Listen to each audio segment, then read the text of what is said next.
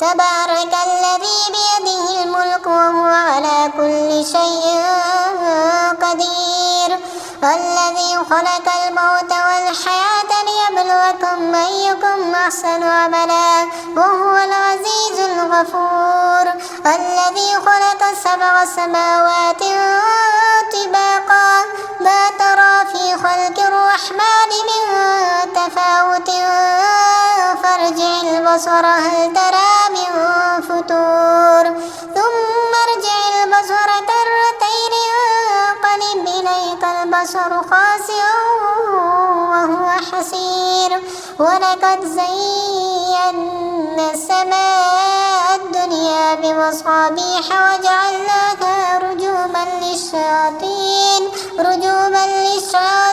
وأعتدنا لهم عذاب السعير وللذين كفروا بربهم عذاب جهنم وبئس المصير إذا ألقوا فيها سمعوا لها شهيقا وهي تفور تكاد تميز من الغيظ كلما ألقي فيها فوج سألهم خزنتها ألم يأتكم نذير قالوا بلى قد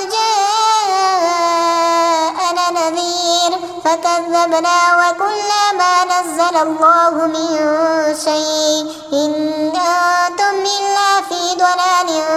كبير وقالوا لو كنا نسمع أو نعقل ما كنا في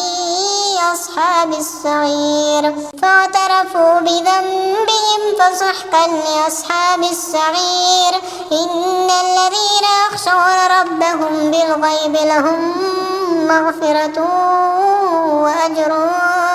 كبير وأسروا قولكم أو اجهروا به إنه عليم بذات الصدور ألا يعلم من خلق وهو اللطيف الخبير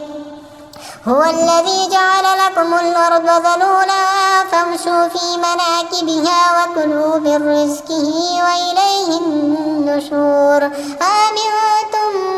ما في السماء أن يخسف بكم الأرض فإذا هي تمور أم أمنتم ما في السماء أن يرسل عليكم حاصبا فستعلمون كيف نذير ولقد كذب الذين من قبلهم فكيف كان نكير أولم يروا إلى الطير فوقهم صافات ويقبضن ما يمسكهن إلا الرحمن إنه بكل شيء بصير أمن هذا الذي هو جند لكم ينصركم من دون الرحمن إن الكافرون إلا في غرور أمن هذا الذي يرزقكم إن أمسك رزقه بل لجوا في عتو ونفور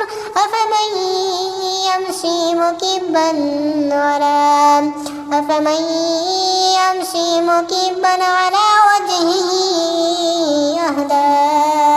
أمن يمشي سويا على صراط مستقيم قل هو الذي أنشأكم وجعل لكم السمع والأبصار والأفئدة قليلا ما تشكرون قل هو الذي ذراكم في الأرض وإليه تحشرون ويقولون متى هذا الوعد إن كنتم صادقين قل إنما العلم عند الله وإنما أنا نذير مبين فلما رأوه زلفة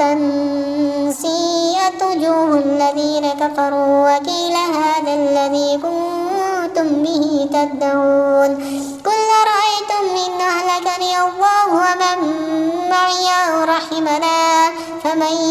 يجير الكافرين من عذاب أليم قل هو الرحمن آمنا به كلا فستعلمون من هو في ضلال مبين قل أرأيتم إن أصبح ماؤكم غورا فمن يأتيكم